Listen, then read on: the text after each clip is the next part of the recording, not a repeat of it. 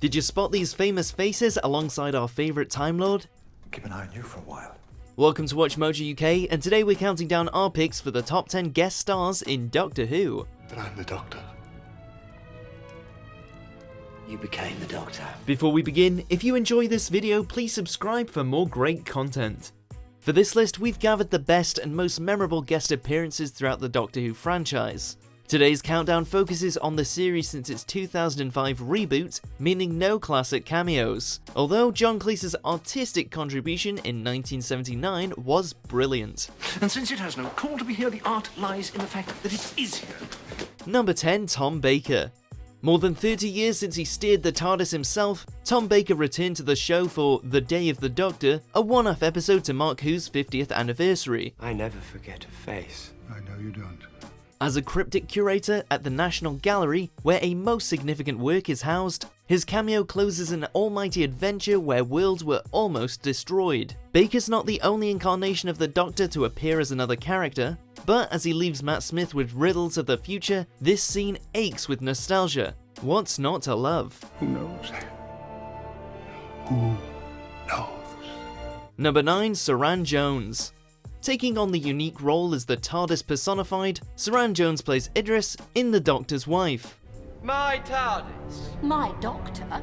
When the Doctor, Amy and Rory are tricked onto a far-flung asteroid, a devious and bodiless entity, with Michael Sheen's voice, tries to hijack the blue box, transferring its brain and personality into Idris.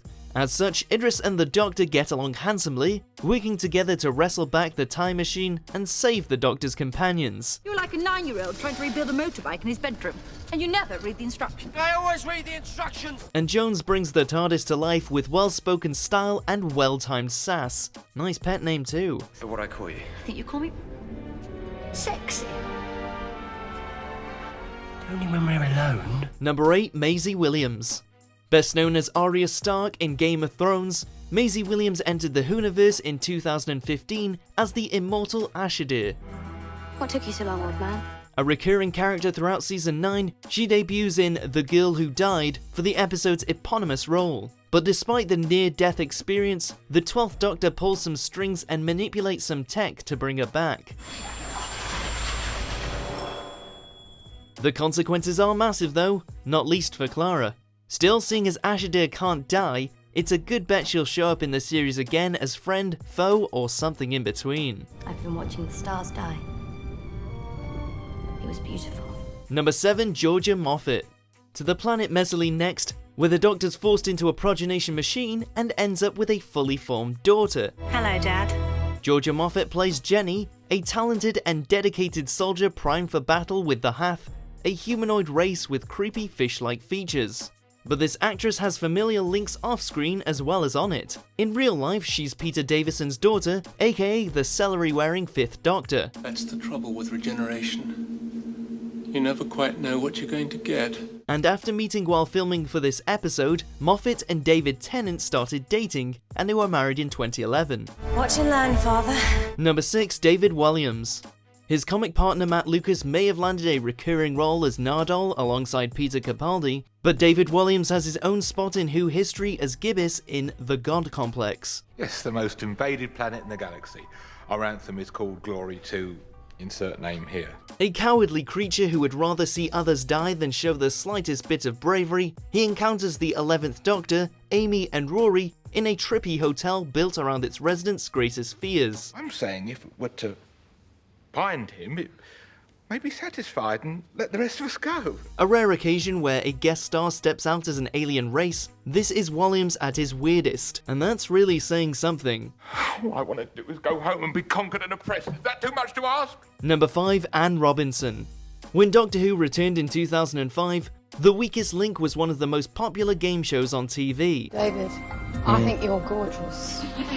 So for the Series 1 finale, the writers imagined a futuristic version of the quiz with an even more formidable host. Let's play The Weakest Link. Andie Robinson voiced the android as Rose found herself faced with immediate disintegration if ever she got a question wrong. With an ominous catchphrase to rival even the Daleks, Anne's bitchy comments are even more brutal, and the show's sudden death round has never been this literal. Bitch, you are the weakest link. Goodbye. Number 4, James Corden. Playing Craig Owens, James Corden and Matt Smith's Doctor go way back. I love you. Well, that's good, because I'm your new lodger. First crossing paths in Series 5, The Lodger, the Doctor takes the titular role, staying at Craig's, investigating damp, and proving he's a very handy footballer. The pair meet up again in the penultimate episode to Series 6 with Cybermen on the march. Aliens and androids aside, Corden brings the bromance in a big way. First of all, I don't really love you except as a friend. He and Smith are the oddest of odd couples, despite the occasional tiff. Then again, is there a finer flatmate than this guy? Are you two married then? No, we talked about it, but it's just a piece of paper, isn't it? Number 3, Kylie Minogue. Arguably the highest profile guest star in the show's history, Kylie appeared in the 2007 Christmas special, an episode which smashed previous viewing figures. Thank you, sir. I can manage. I never said you couldn't. I'm the Doctor, by the way. Voyage of the Damned sees the Doctor take an intergalactic cruise on a Titanic-inspired spaceship, and Minogue serves as his one-off companion. It stinks! Oh, this is amazing, thank you! But their seemingly angelic hosts prove very inhospitable. While some critics took aim at Kylie's acting, and the story garnered complaints for its religious imagery, it's one of the most iconic adventures in the modern series. But would Kylie survive until the end? Mr. Capricorn!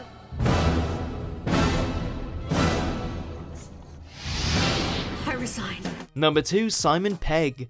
The Cornetto trilogy is out in force for some of the Doctor's greatest stories, with Nick Frost famously playing Santa Claus in 2014. Carry on.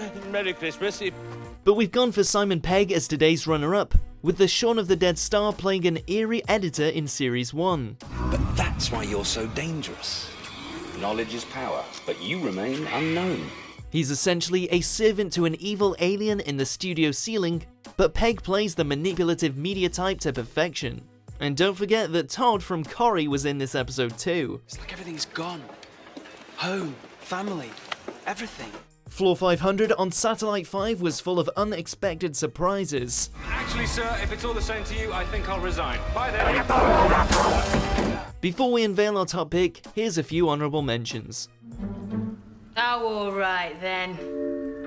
It's a fair cop. Yes, I'm the bleeding unicorn. For victory! For victory! For the end of time itself! Oh, you could talk. No, I'm Tennessee born bred. Number 1, Carey Mulligan. Our winner was on the cusp of a glittering Hollywood career when she starred in Doctor Who, and in one of the show's most significant installments too. Sorry. Bad day. Carey Mulligan was Sally Sparrow in Blink, a Doctor Light episode which also introduced the creepy weeping angels. You're not looking at the statue. Neither are you. Sally pairs with Larry, played by Finley Robertson, to tackle the terrifying statues and get to the bottom of the disappearance of her friend. A real eye-opener, Mulligan's performance won rave reviews, and the episode is regularly voted as one of the best in the series. I'm clever and I'm listening, and don't patronise me because people have died and I'm not happy. Do you agree with our picks? Check out these other great clips from WatchMojo and subscribe for new videos every day.